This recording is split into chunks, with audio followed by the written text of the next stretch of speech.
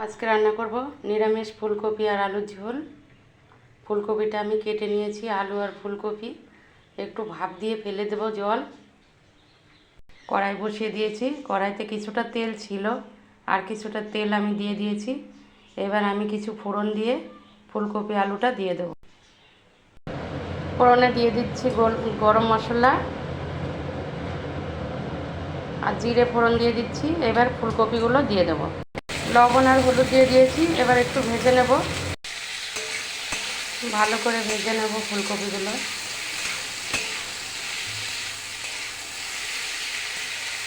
ফুলকপি আলু ভাজা হয়ে গেছে, এবার মশলা দিয়ে দেব।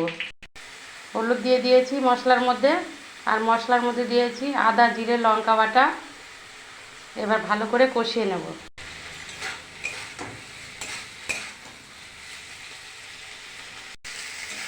কষানো হয়ে গেছে, এবার আমি দিয়ে দেব জল।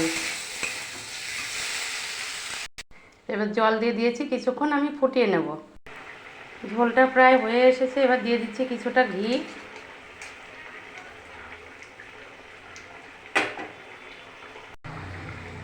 কিছুটা চিনি আমি দিয়ে দিচ্ছি।